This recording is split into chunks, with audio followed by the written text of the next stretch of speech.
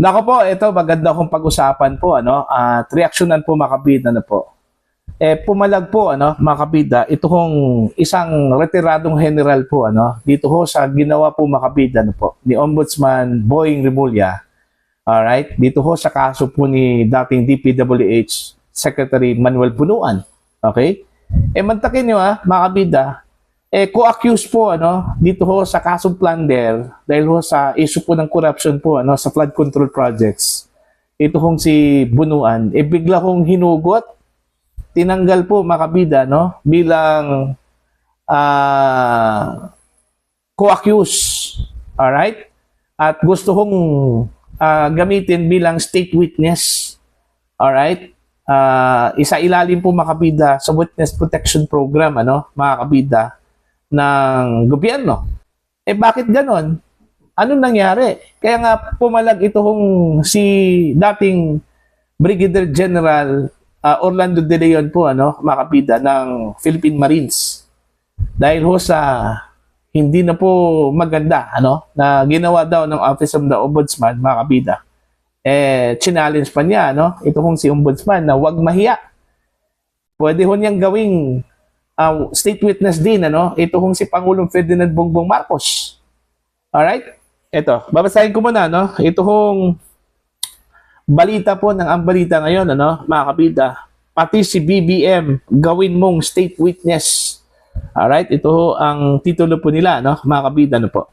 Naglabas ng reaksyon sa retired Brigadier General Orlando De Leon matapos ihayag ng Office of the Ombudsman na nakipagkasundo ito kay dating DPWH Secretary Manuel Bunuan upang gawing state witness sa investigasyon sa umano'y flood control scandal, ano, mga kabida.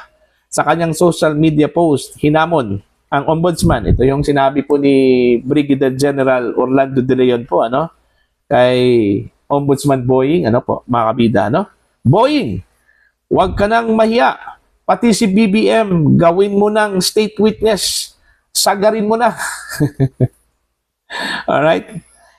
Galit na ata dito si General De Leon po, ano? Mga kabida, ano po. Kasi hindi siguro niya magets, ano? Yung logic. Bakit ginawa kong state witness o gagawing state witness po, ano? Mga kabida. Ito kong si Bunuan, Unang-una po, na-file na po yung information, ano? Diyan po sa Sandigan Bayan po, mga kabida ng Office of the Ombudsman. Diba? Isa ho sa mga co-accused. So, ibig sabihin, isa ho siya sa mga posibleng gumawa po, ano, ng korupsyon, ano, mga kabida. At dahil ho sa plunder, napakalaki yung posibleng korupsyon na ginawa po, ano, ni dating DPWH Secretary Manuel Bunuan. Alright, kaya sinampahan po siya ng kaso po, ano? Yan po sa Sandigan Bayan po, makabida. Pero hindi ho natin inakala po, makabida, na yun pala yung mangyayari po. Okay? Kukunin mula sa pagiging accused. Alright? At i-recommenda bilang state witness po, ano? Mga kabida. Diba? So, sino kung hindi ho mabigla, masurprise dyan? Masurprise ka talaga, no? Mga kabida, ano po? Okay? Kasi ang buong akala natin na eto na, mananagot na talaga ito hong mga may gawa po, ano? Sa karumal-dumal po ng pagnanakaw po, mga kabida, sa kaban po ng bayan, ano? Mga kabida, ano po? Okay? Eto, tuloy po tayo, ano? Mga kabida. Ang pahayag ay tila patutsada sa naging hakbang ng Ombudsman na gawing state witness si Bunuan. Nauna na ring sinabi ni Ombudsman Jesus Crispin Boying Rimulya na hihilingin nila sa korte na ma-discharge si Bunuan bilang respondent dahil mahalaga umano ang impormasyong taglay nito sa kaso. Ayon. So, ire-recommenda po, mga kabida, bilang state witness. Kukunin ho siya doon ho sa pagiging accused o co-accused, ano, mga kabida. Okay? At gagawing testigo po ng gobyerno. Laban ho, sino? Mastermind. Sino po ang mastermind po dito? Most probably, baka ito kung si Zaldico, ano, mga kabida. Kasi siya ngayon, alanganin po ito kung si Romualdez na magiging mastermind po, ano, mga kabida, ano po. Okay? So, pang ilan na ba itong si Bunuan na naging state witness po mga kabida, no? Na merong tila partisipasyon ho dun sa issue po ng corruption sa flood control projects mga kabida, no po. Alright? So, unti-unti po, mga kabida na tinatanggal ito hong mga supposedly malaking party po o malaking kinalaman po mga kabida sa issue po ng corruption sa flood control, at ginagawang testigo ngayon ng gobyerno. Okay? Laban ho dito kay Zaldico. Natatawa lang talaga ako, mga kabida, kasi si Zaldico kasi yung itinurong mastermind ho dito Diba? Kung tutuusin po mga kabida, marami hong hindi ho maniniwala po, na si Zaldico po ang mastermind. Marami hong naniniwala po mga kabida na meron pa pong mas mataas pa po kay Zaldico, mga kabida, po. Okay? Kung balikan po natin yung video po ni Zaldico, mga kabida, mismo, sinabi po niya doon na inutusan po siya. May nag-utos po sa kanya, mga kabida, po. So, ibig sabihin, hindi po siyang mastermind. Alright? Maybe, this is the right time for Zaldico, para lumabas po, mga kabida. Kung hindi man po personal, bumalik dito sa Pilipinas kasi alam po natin na aaristuhin po siya, mga kabida. Maski, maglabas na lang po siya ng sworn affidavit po, at ilatag niya lahat ng nalalaman po niya mga kabida, po. Okay? Kasi yun yung gusto po ni Lacson Okay, na maglabas po ng sworn affidavit, ito kung si Zaldico, mga kabida. Diba? Kaso lang po parang wala na po tayong balita po kay Zaldico, mga kabida, po. Hindi po natin alam kung saan po siya ngayon. Parang naglaho, parang bula po, mga kabida.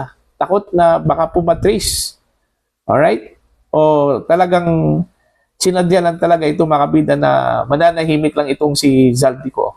Okay? Para walang gulo, walang sabit, mga kabida, po.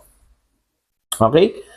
So, ito, kawawa po si Zaldico. Siya yung ginawang phone ho dito, mga kabida. Pero yung totoong mga mastermind, okay, na paniniwala ho ng mga kritiko po at mga taong bayan po mga kabida, hindi po mananagot, at patuloy pong nakakalaya po mga kabida, po. Alright? Baka naman po ang susunod na magiging state witness ho dito, Ombudsman Boying, baka naman po itong si dating House Speaker Martin Romualdez na naman po. Alright? Baka naman po mag-wild yung tao dyan. Okay, mga kabida, po. Mismo ang ombudsman nagsabi na malakas yung kanilang kaso po, against Romualdez. Alright? In fact, sinabi po one time ni Ombudsman Boying, isasampa po nila yung kaso po laban ho kay Romualdez po, mga kabida. Kasi ang ginamit kasi nila na mga ebidensya po ay yung mga pahayag po ni Zaldico, pahayag po ni Orly Gutesa, mga kabida, And even, ito hong mga pahayag po ng 18 mga dating sundalo po, Yun yung, kumbaga, doon ho umikot yung istorya po mga kabida kung bakit ho itong si dating House Speaker Martin Romualdez iniimbestigahan po ng ombudsman. And most probably, baka hinog na po ito, mga kabida, at pwede na pong isampa yung kaso po, laban po sa kanya. Diyan po sa Sandigan Bayan po, mga kabida. In fact, meron na nga naisampang kaso sa isang regional trial court sa Quezon City. Kaso lang po nabasura po, mga kabida, kahapon. Okay? Okay lang sana kung nabasura yun dahil mahina po yung ebidensya. Ang masakla po, nabasura po mga kabida dahil hindi raw nakapagbayad ng filing fee itong plaintiff. Okay? Sa korte. Kaya yon ibinasura po ng RTC dahil sa kawalan po ng jurisdiction daw, mga kabida, po. Okay? So, what do you think? Anong tingin ho ninyo dito mga kabida, sa ginawa ho ng Office of the Ombudsman? Okay? Gusto ho nilang tanggalin ito hong si dating DPWH Secretary Manuel Bunuan, bilang co-accused po mga kabida, dito ho sa kasong plunder, patungkol sa issue po ng corruption sa flood control projects at gusto nilang gawing state witness mga kabida. Okay, so pag gawing state witness itong si Bunuan, ibig sabihin po niyan mga kabida, wala na po itong pananagutan po. Yung accountability po mga kabida na gusto kong mangyari ho ng taong bayan, hindi na po ito maibibigay po mga kabida, no? Kay Bunuan because gusto kong gawing state witness po siya mga kabida, no? Testigo ng gobyerno laban ho dito sa mastermind. Okay, sa issue ho ng corruption po makabida sa flood control projects. Alright, what do you think? Tama bang ginawa po ni Ombudsman Boying?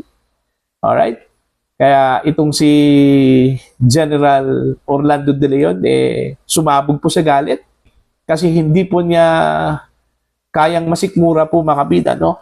Itong ginawa po ng Office of the Ombudsman na gawing state witness itong si Bunuan, mga kabida, kaya bigla kong hinamon po ni De Leon, ano, itong si Ombudsman Boying na pati si PBBM, gawing state witness na rin. Mga kabida, ano po? O, baka naman doon ho papunta yan, mga kabida, no? Okay, after Romualdez, then next, PBBM, ang gawing state witness. Naku po, ano na kayang mangyayari po sa Pilipinas dyan, mga kabida, ano po? Na?